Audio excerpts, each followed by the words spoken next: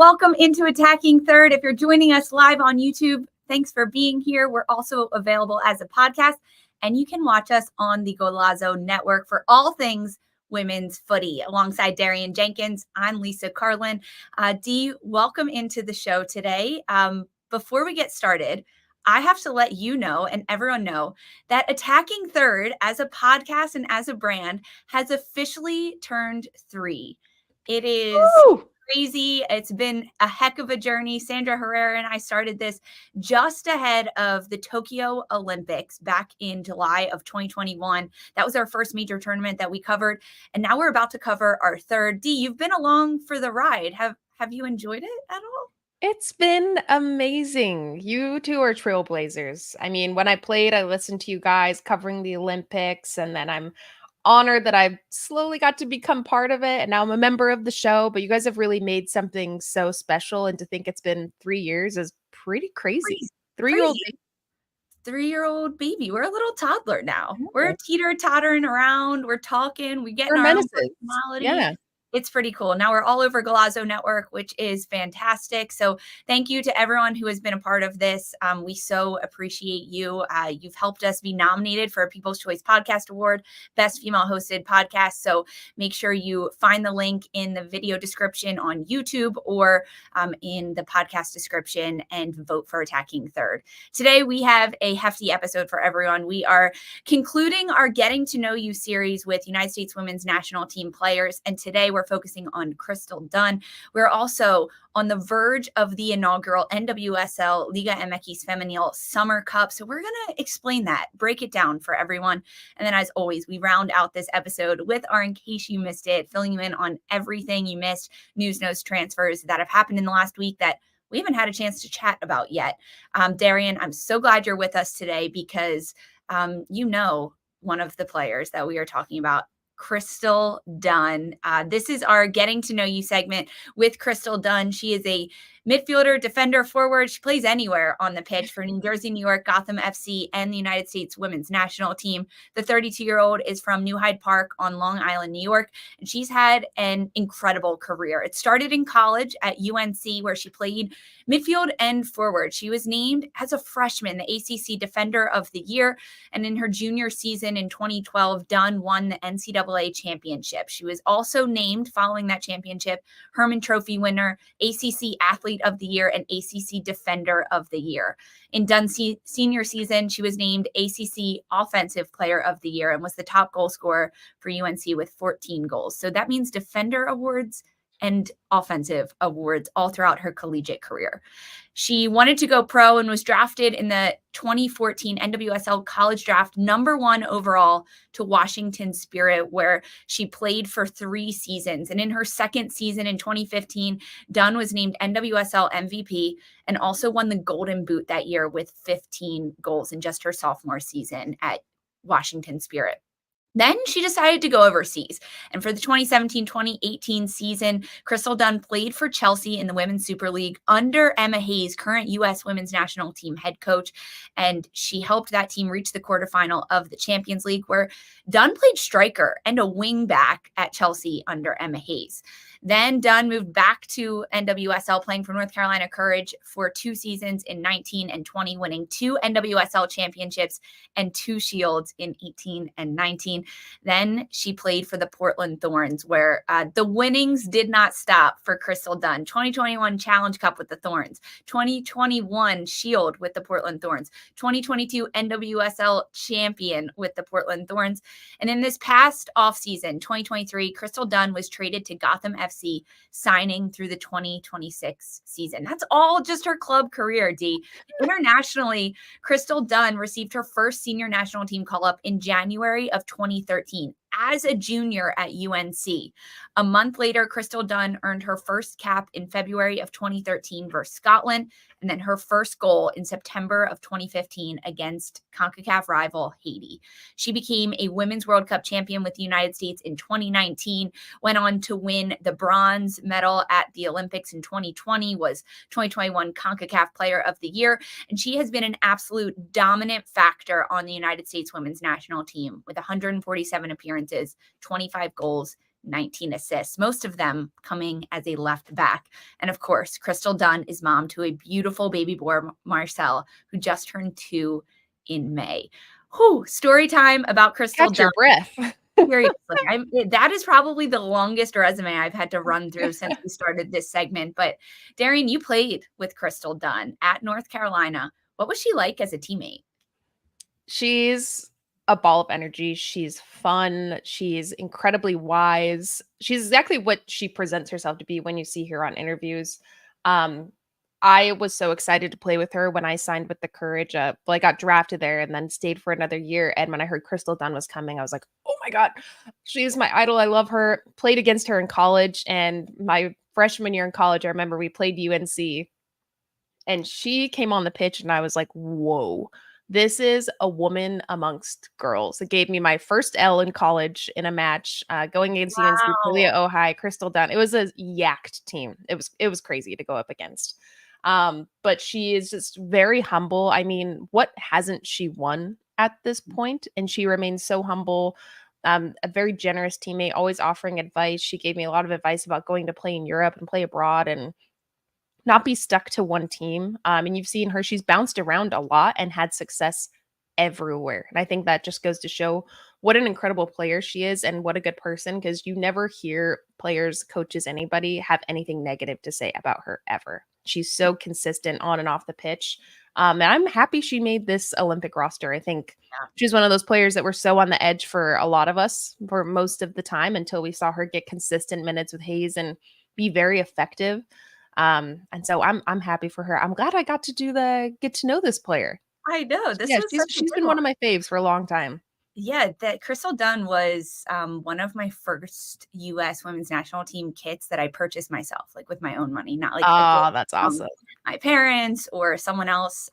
Yeah, I love Crystal Dunn and watching her. And one of the most unique aspects of Dunn is her versatility, because she truly can play anywhere across the lines. And she has her entire career, right? Harking back to college, where she was named a defender of the year, attacker of the year. She's done it all. And most recently, and most of her success winning the 19 Women's World Cup came with her playing left back with the United States squad. Under Emma Hayes' tenure, which has only been a couple weeks, Dunn was named as a forward on the roster. And there was a big disclaimer once the roster dropped for the Olympics from Hayes saying these players are broken down into position, but they can play a variety of roles. When you look at Crystal Dunn, knowing that she can play anywhere across any line, where do you like her the most on the pitch? Oof. With the national team? Yeah. With the national team, I'd say left back. I think she brings such consistency and stability to that position that you can be overzealous going forward because you do have a lot of freedom to attack, especially on that left side.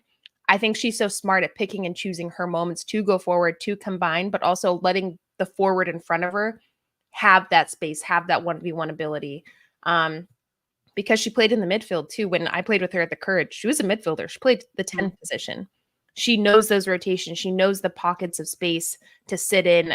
She is so smart in knowing how to not get in her teammates' way, and I think and play off of that and really expose spaces that the opponent's giving you.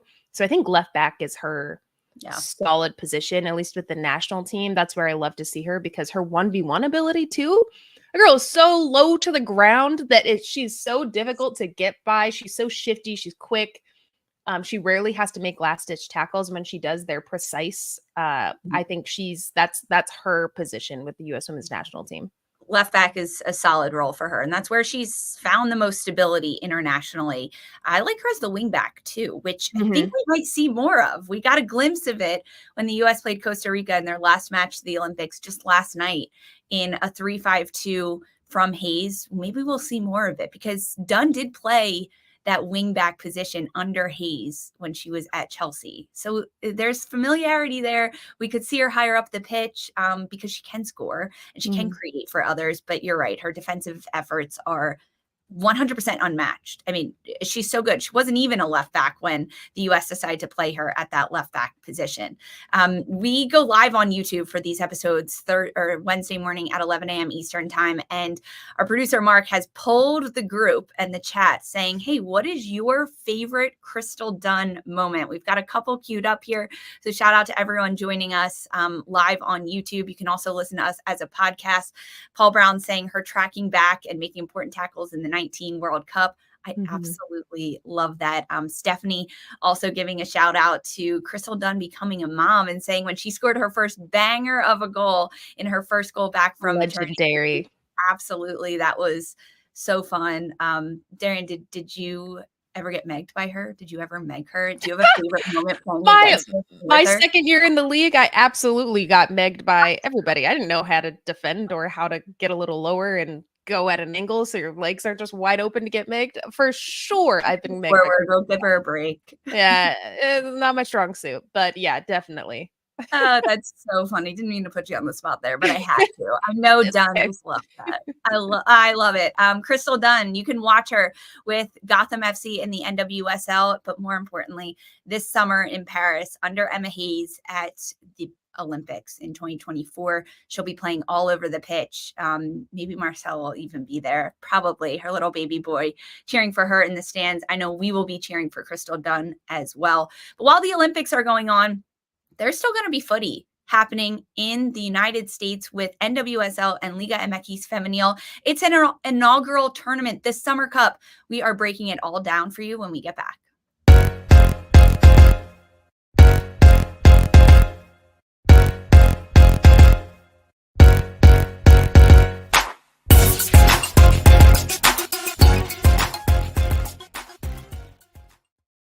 Hey, welcome back to Attacking Third. This summer is the summer of soccer, and it's all on Paramount Plus, including the NWSL Liga MX Femenil Summer Cup. It is the inaugural tournament between these two leagues from America and from Mexico, and it all kicks off this Friday, July 19th.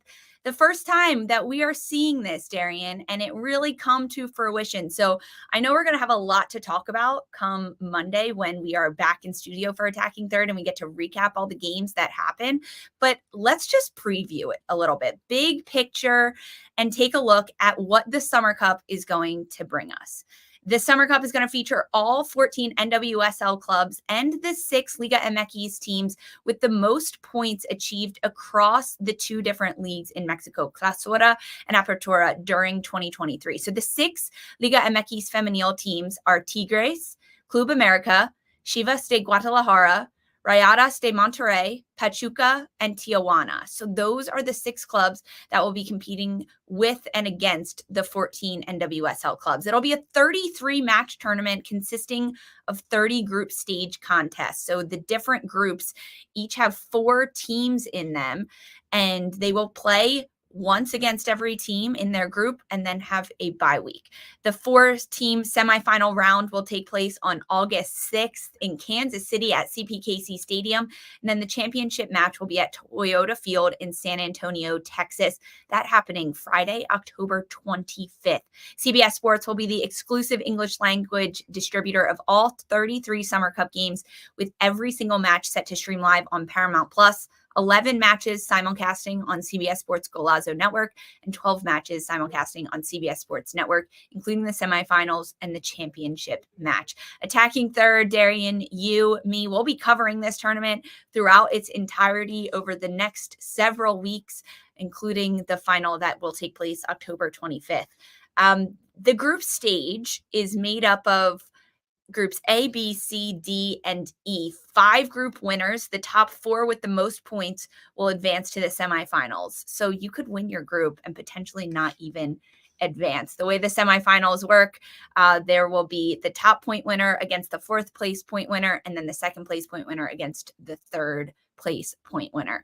Okay, when we get back, we're going to break down the groups. We are going to talk about the pros, the cons, the structure, the time frame, the players that are going to be competing in this tournament, because we have a lot of questions, Darian. Hopefully you can answer them all. Don't go anywhere. We are breaking down Liga MX and NWSL Summer Cup.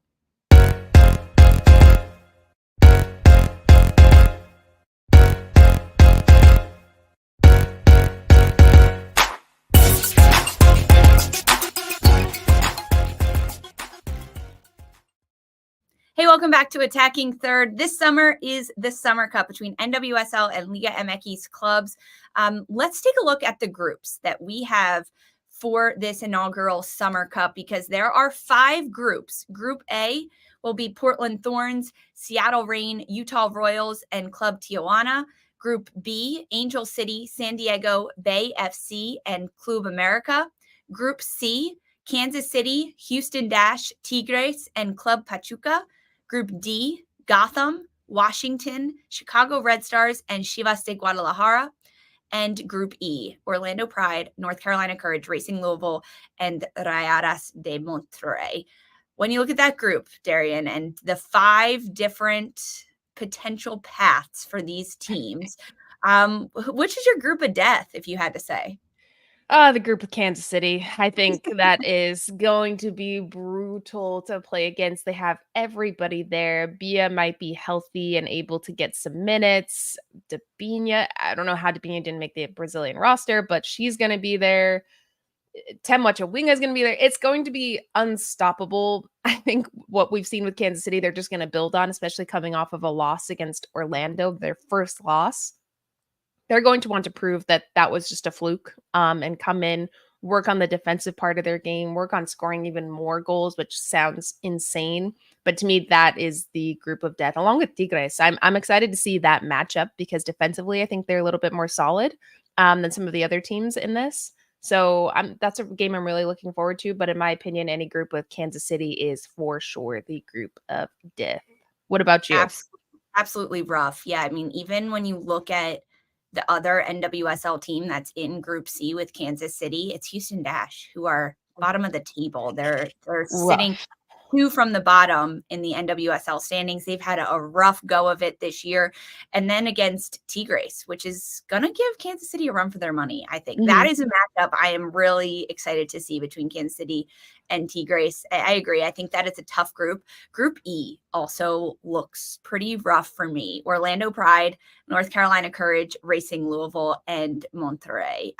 Orlando Pride has been on a run this season. And although they are without a chunk of their players heading into this Summer Cup due to the Olympics, Seb Hines has proven that he has depth at his squad, and he has the ability to rotate players in and around, and they're all on the same game plan. North Carolina has struggled. They've had some ups and downs throughout the NWSL regular season, and this is going to be a chance for them to get some redemption and get out of the group.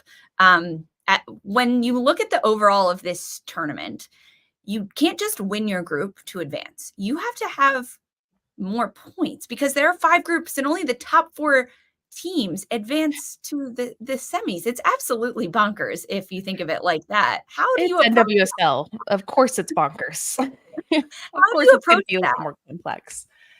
Oh, you've got to score some goals. You have to score in every category. You have to be defensively solid. I think you really have to have a full, well-rounded 90 every single game, which is going to be really tough. Really, really tough. You're missing a lot of your key players that bring consistency, that define your style of play as a club, that are at the Olympics. It's going to be really difficult to do so. I think it's going to be a little bit more chaotic than we're giving it credit for because it's a lot of games. Players get knocks. You're going to have to adjust to what teams are giving you. A lot of these teams are unfamiliar, have never played each other. So I'm excited for it. I'm here for the chaos. It's NWSL as NWSLing.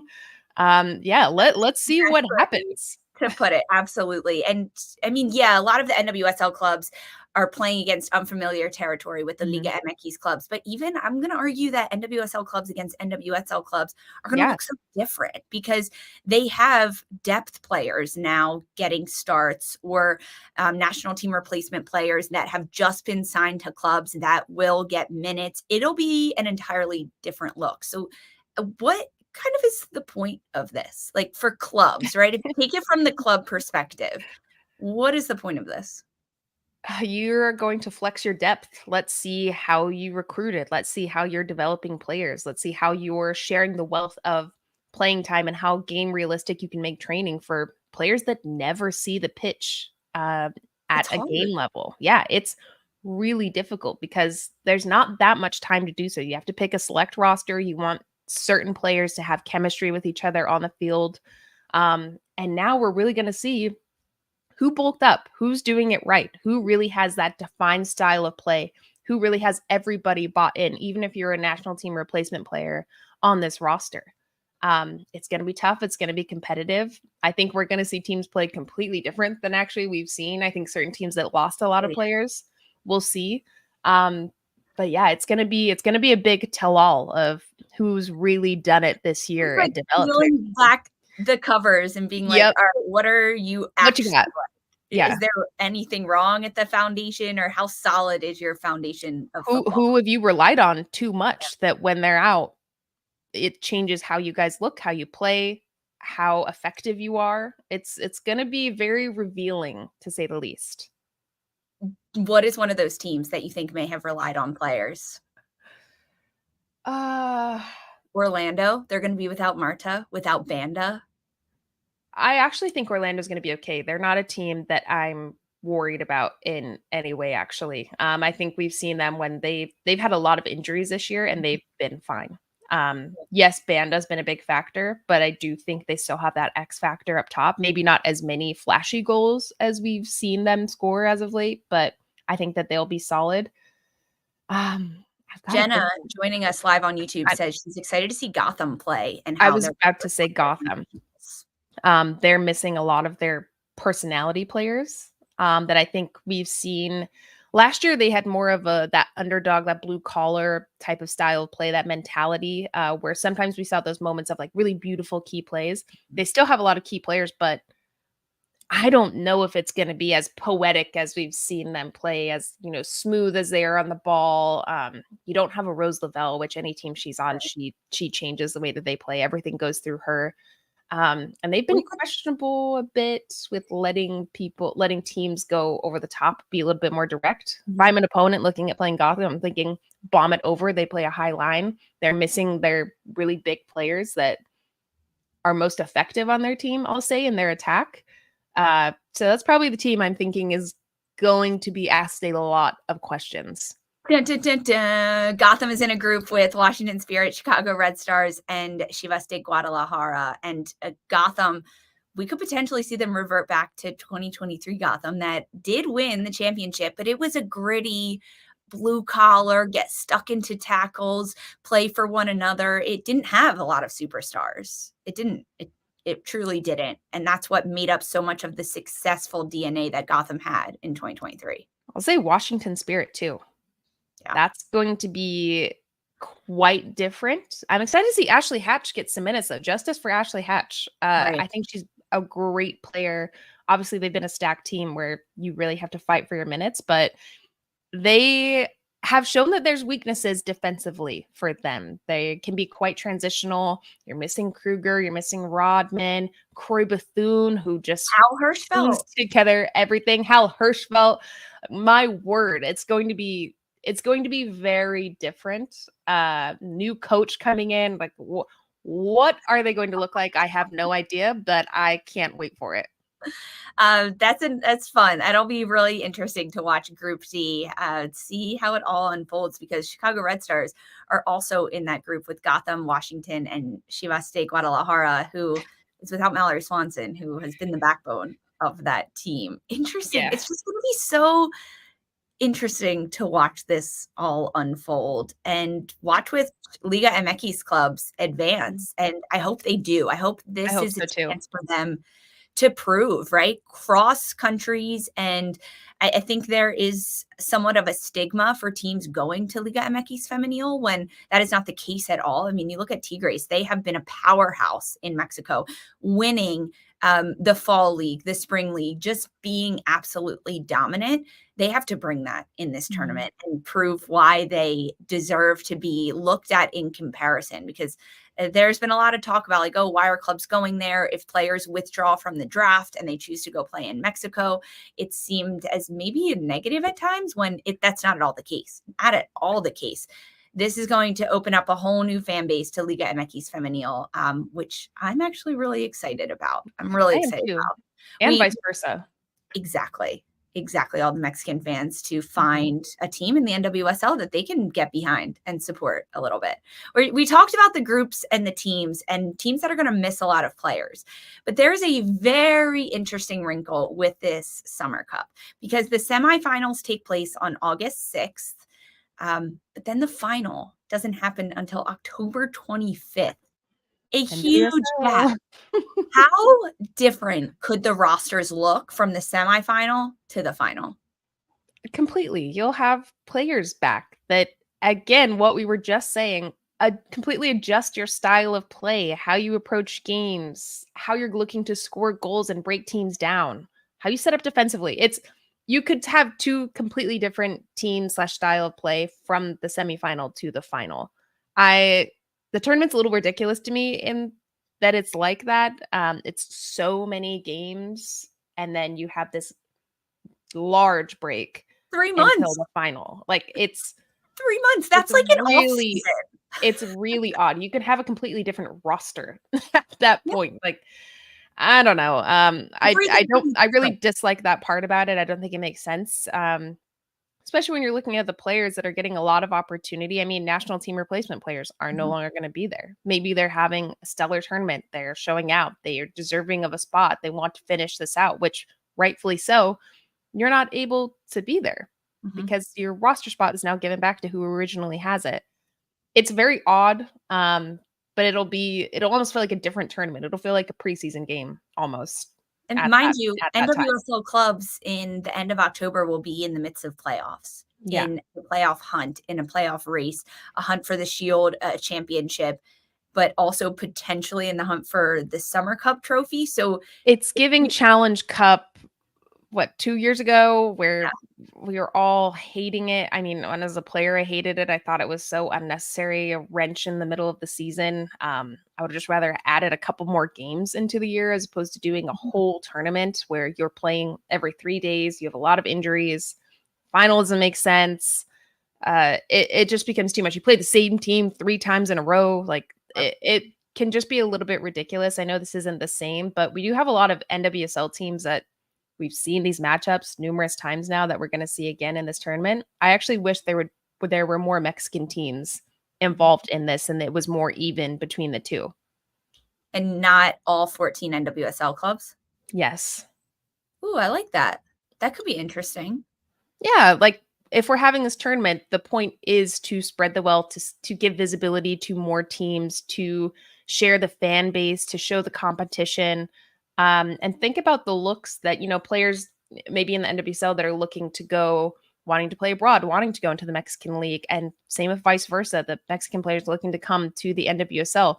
This gives really good looks. That's a big opportunity for coaches, for the league, to see, oh, that's a player I didn't know about or that was underrated or that flew under the radar, and look at how they've developed, look at how effective they are in this game. That's a big opportunity. So I think that was a big miss, in my opinion, to not share the wealth a little bit and even the tournament out as a matter of how many teams from each league are in it. But next year, I mean, it's the first time. It gets better. It's the inaugural tournament between these two sides. Okay, very quickly before we go to break, pick who is going to win this entire tournament. I think Kansas City will. The only hiccup is T. Grace could knock some points off of Kansas City. The only hiccup. And then maybe other teams will triple down on Chewinga and try to shut them down. But Kansas City's proven they can score so many goals, and that's ultimately what it's going to come down to. And the best, even when they got a loss, they still can't stop everybody on Kansas City. It's true. I like that shout for Kansas City, too. What about you? I'm going to go Kansas City, too. I think that Group C is just too lethal. It's just so crazy that there's one group that is not going to have any teams come out of it. And what if that just happens to be Kansas City and people from that group? Only one of those teams. Crazy. I know. But of course, when these groups were made, we didn't know how good these teams were. We didn't predict that Kansas City was going to be top of the table, undefeated through the first 15 weeks of the season, only one loss so far. You didn't know that was going to happen for Kansas City and that they would have very little people heading to the Olympics and their roster would pretty much stay intact. Makes for an interesting Summer Cup. You can watch the NWSL Liga MX Summer Cup across CBS Sports and Paramount Plus. We'll be talking all about it on Attacking Third. You don't want to miss it. It kicks off this Friday, July 19th. Don't go anywhere, though. We are catching you up on everything news, notes, transfers that you might have missed this past week.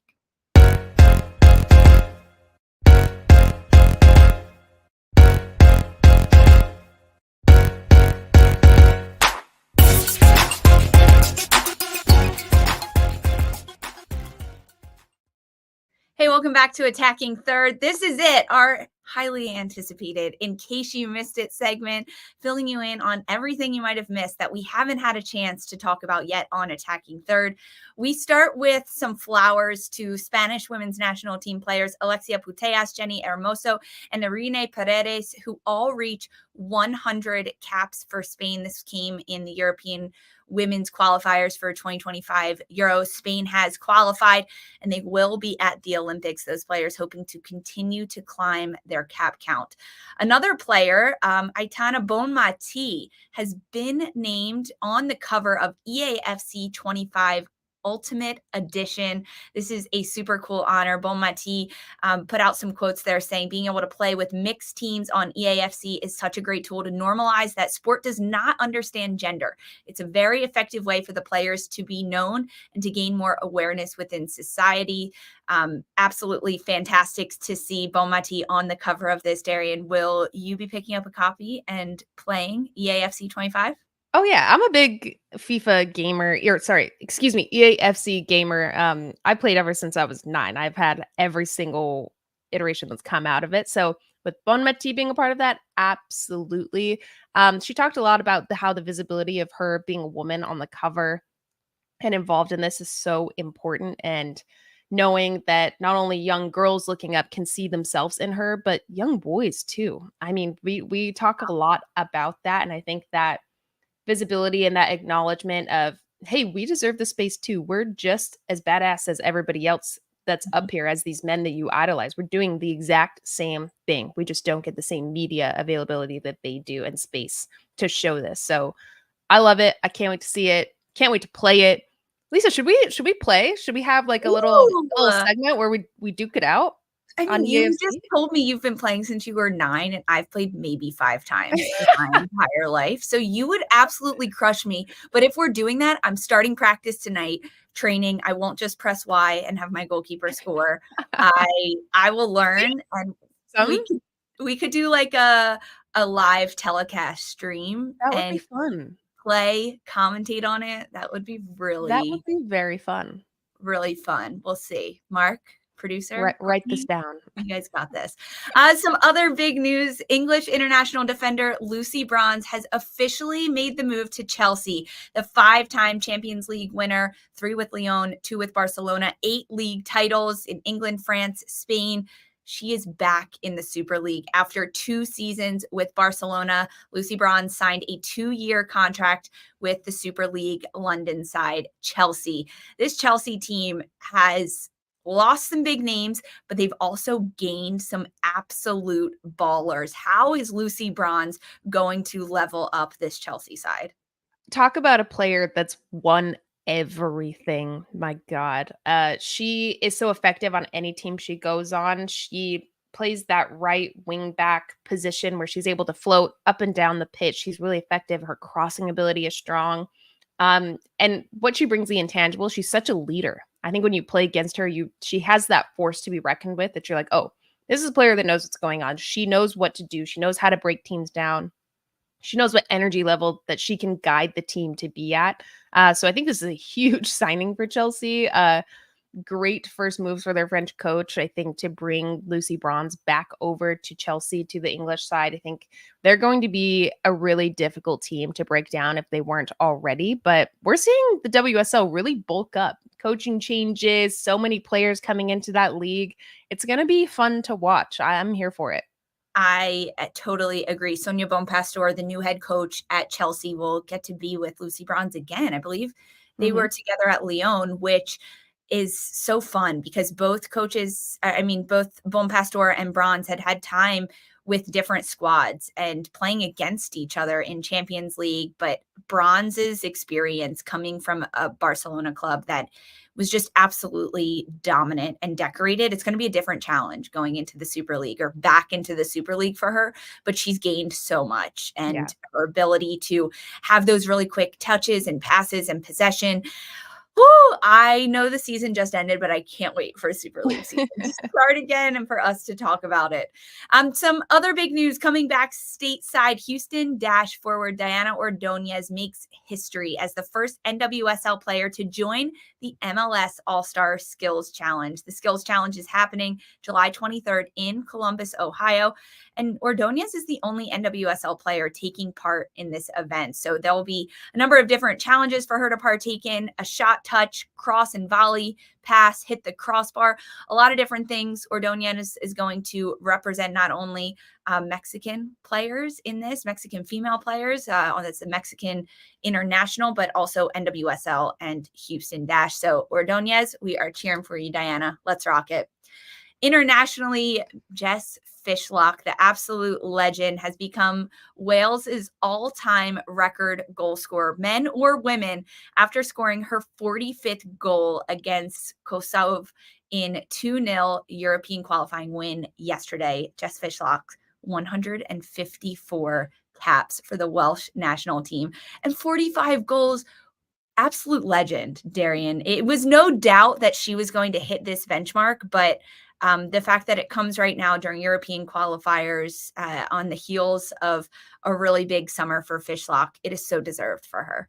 Incredibly. She and I played together at Rain, and she was a player I was really looking forward to playing with because she's such a leader. The way she trains, the way she watch her when she plays, she's hunched over reading the game. She's always snuffing out weaknesses of teams. Her passing precision, the way she's able to finish. She is a ball of power. It is so fun to play with her and play against her because she's one of those players that just will hit hard.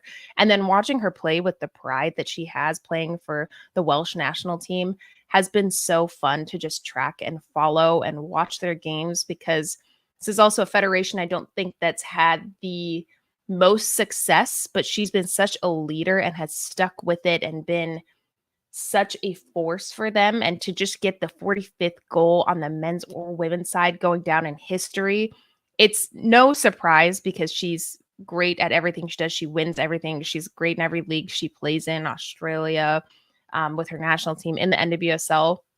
And so I think this is so deserved. She kind of goes under the radar sometimes as one of those players that is a legend, but I hope that this puts everybody on to what Jess Fishlock does and can do. And I'm just really happy for her. I think this is so deserved for her and the Welsh national team. Absolutely. And the finish to get this record-breaking goal, so smooth, just 8 minutes into the match for Jess Fishlock. And she receives the ball. She jukes herself around a defender and finds the back of the net. Pretty like Jess Fishlock-esque, to be honest. It was everything's a moment. Everything for the moment. And then the celebration. This is pretty cool. Also, she's being coached right now by Reen Wilkinson, who coached for a stint in the NWSL with Portland Thorns, who's now with the Welsh national team. There have been some new signings, new contract extensions in the NWSL we want to keep everyone abreast of. North Carolina Courage have signed defender Victoria Haugen to national team replacement contract, so she will be available for selection for the Courage. And Orlando Pride have offered midfielder Vivian Villacorta to a new contract through 2025 with a mutual option for 2026. So some teams bulking up, and Villacorta signing that contract agreement means she's staying in purple for another couple of years. Big news out of the West Coast. Bay FC have reached an agreement with Club America for the transfer of forward Scarlett Camberos. She is a Mexican international that spent time with Angel City and has spent the first half of the season with Bay FC. And now she goes back to Club America. She started her career in Liga MX Femenil. For Scarlett Camberos to be saying goodbye to Bay FC, Darian, how much of a loss is this for Bay? It's huge. I'm actually a little lost by it, knowing how she plays a lot of minutes with Bay. She starts a lot of games. When we've spoken to Albertine Montoya, head coach for Bay FC, He's only said good things about her, talked about how she needs to elevate her game in certain areas, but that he really trusts her, thinks that she is one of the best players on the team. So to see her leaving is shocking. I wonder if that's a sign that there's going to be maybe even another signing for Bay to bring in somebody to fill the shoes that she, has carved out for herself with Bay, because that wing position, I think, is really key for them. They have a lot of forwards, but again, another team that struggled scoring goals. So they need another big goal scorer, somebody that can help distribute play. That's a great crosser, good 1v1, good on the wings, can also track back defensively. I think she has a lot of really good qualities that they're going to be missing by losing that player. But shout out to Club America. It's a great player to bring back. I think she's going to be really effective, and I hope we see her shine.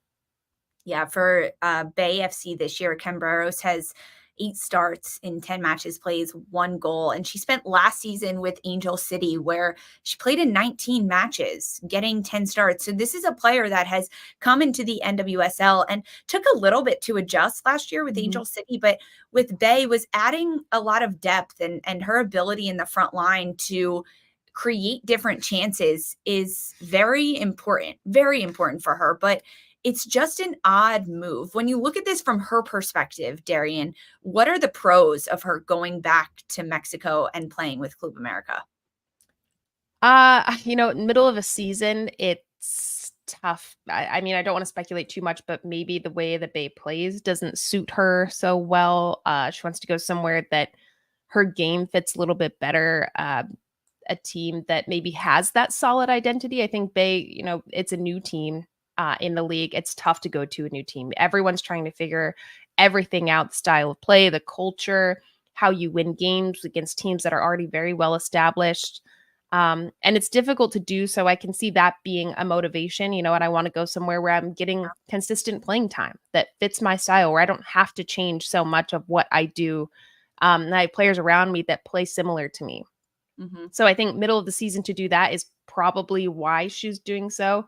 I hope she's getting a big paycheck too. That can also be a factor when you, get your money, girl, get your bag. So when you're leaving middle of season, I think that's also a really big factor in players that want to take a step away, want something new, and get a little bit more cash. I hope that that's the case. Sure. I hope so too. Another California NWSL club, Angel City FC, announced that the club and midfielder Clarisse Lebion have mutually agreed to part ways. So Lebion has been part of Angel City during their 2022 inaugural season. She's occupied one of those international spots for the past 3 seasons, and she's been a big part of their game plan this year, getting significant minutes. You're shaking your head, Darian. Does this one confuse you too? I mean, yeah, we've talked about her a few times on A3 and covered Angel City's games about how she's the most important player on the pitch for them, actually, in the attack. When she's able to float across the bottom of the attacking third line and combine play, whip crosses in, just really switch the point of the field. Like she is really kind of the heart and soul of their attack right now, unless Raquel Rodriguez is able to play a little bit higher. She's who everything goes through. So for this to happen now, especially when Angel City's been struggling, there's been a lot of critique on how they've lost so many games, how they've lost the lead in so many games, lack of scoring goals. She's been a player that's been a constant for me for Angel City. It's been honestly, one of their bright spots in the attack. That it's a shock that she's leaving. I mean, what do you think about it? I think it's very bizarre. The timing of it is very bizarre. There's also been talks that head coach Becky Tweed is potentially on the hot seat with Angel City not doing as well as they want. But this just seems odd. And maybe it was a player's decision, right? To say, I need to get out of here. I want out. But it is just interesting. I will be watching Clarisse Lebion, where she goes next and what she's doing, because she's so fun to watch play. And she's been a joy to cover at Angel City over the last 3 seasons.